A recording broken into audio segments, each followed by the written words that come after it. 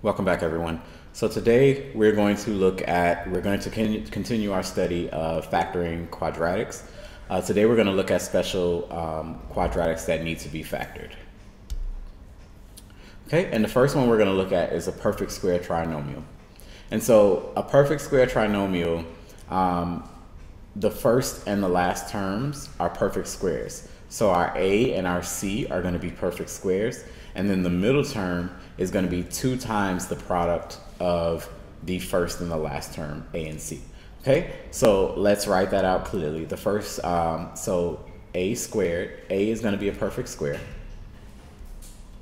C is going to be a perfect square. And then our middle term, which is b, is going to be 2 times a times c.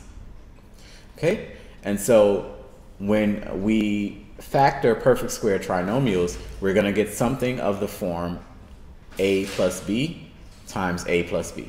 So 2 binomials that can be written in the form of a plus b squared. All right, so let's look at an example.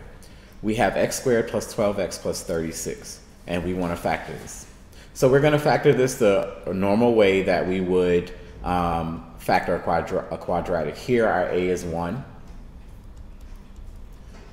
B is positive 12, and C is positive 36.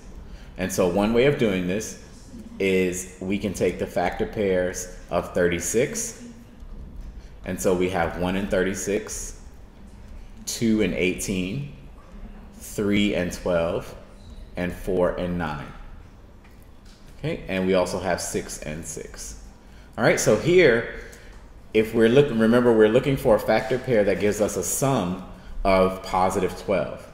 And the only one that will work is 6 and 6.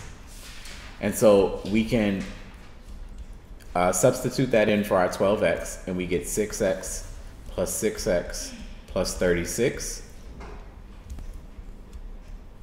We factor by grouping. And so our greatest common factor between x squared and 6x is going to be x. And so we have x plus 6 left.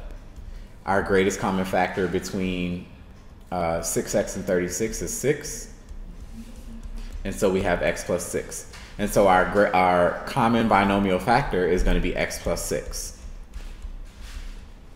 We pull that out, and the remaining term will be x plus 6. Okay, so notice that looking at our form of a perfect square trinomial, x squared plus 12x plus 36 is indeed a perfect square trinomial. We have x plus 6 and x plus 6, which we can rewrite as x plus 6 squared. Okay, let's look at another example. Now here we have 4x squared minus 12x plus 9. All right, so the first thing we want to do is we notice that a is not 1. So here, in this case, our a is 4. B is negative 12, and C is positive 9. Okay, and there's no common factor that we can, greatest common factor that we can factor out. So now we're going to look at the, common factors of the product of A and C. So if we take A times C, we get 4 times 9, which is 36. And so we know that the factors of 36 are 1 and 36, 2 and 18, 3 and 12, 4 and 9, and 6 and 6.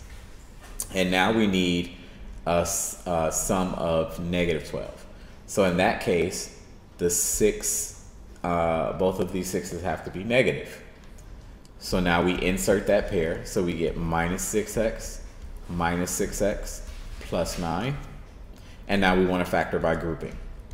So we're going to group the first 2 terms together, and we're going to group the last 2 terms together. And remember, anytime you have a negative or a subtraction sign in the middle, you want to change it to plus minus, and then group your last 2 terms.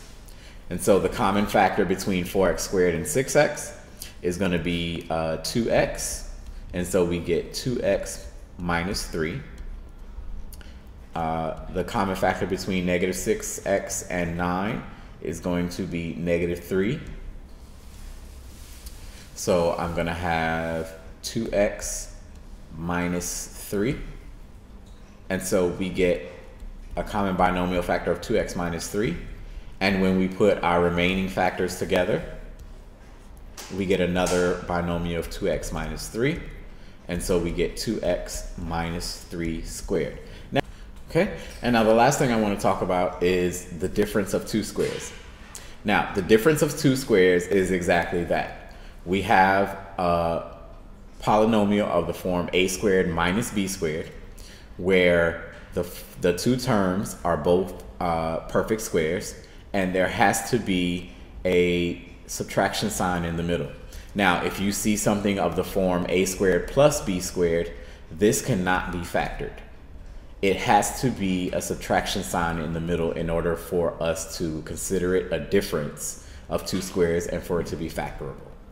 All right, and anytime that we factor a difference of two squares in the form of a squared minus b squared, we're going to get two binomials of the form a plus b and a minus b, where a is the square root of a squared and b is the square root of b squared.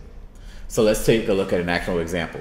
If I were to give you x squared minus 81, okay, the first thing that we want to recognize is that 81 is a perfect square and x squared is a perfect square. And we know that x squared is a perfect square because we can rewrite x squared as just x times x. Remember that perfect squares are, the factors of perfect squares are identical. Okay, so for 81, we have 9 times 9. Our two factors are identical.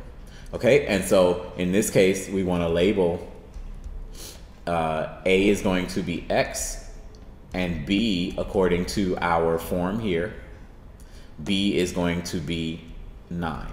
Okay, and so we rewrite our two binomials as x plus 9 and x minus 9.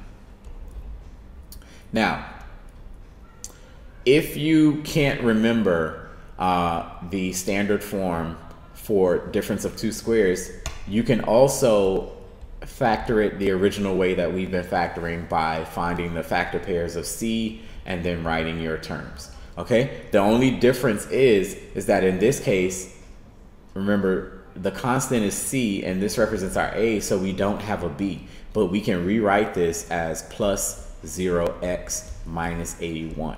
This would take care of our b term as 0. And then you want to factor it from there by finding your factor pairs. Okay, so if we find the factor pairs, we know that 9 and negative 9 will give us 0, and so we get the same result, x plus 9, x minus 9. Okay, in our next example, we have 16q squared minus 9p to the fourth. Okay, and so here we want to check that both are perfect squares, and they are, and 9p to the fourth is also a perfect square. Now, what you want to do is you want to find the square root of each term so that you can know what your a and your b is. So 16q squared, the square root of 16 is 4, and the square root of q squared is just q. Now, for 9p to the fourth, the square root of 9 is 3, and the square root of p to the fourth is going to be p squared. Now, what I want to mention is that anytime you have a variable raised to an even exponent, the square root is going to be the exponent divided by 2, the variable raised to the exponent divided by 2. So if I had, for example, p to the 6th, my square root of p to the 6th is going to be p to the third. And that is because of our exponent rules. We know that p to the third squared is p to the 6th. Okay, so here we found our two square roots. So we know that a is 4q and b is 3p squared. Okay, and so remember, we bring back our standard formula.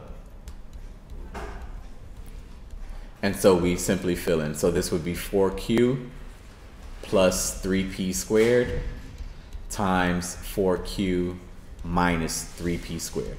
And lastly, we check to make sure that there are no other greatest common factors that we can pull out. And so this is simplified. Okay, and lastly, let's look at our last example. We have 4y squared, 4y to the fourth minus 25y squared.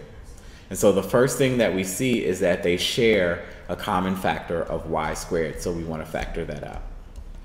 And we get 4y squared minus 25. Now, looking at this, we know 4 is a perfect square, y squared is a perfect square, and 25 is a perfect square. And we have the subtraction sign in between, so this is a difference of 2 squares. And so what we can factor that the square root of 4y squared is 2y, and the square root of 25 is 5. And so we know we get factorization of 2y minus 5 and 2y plus 5. Okay, and this is our final answer. Okay, and that is the end of today's lesson.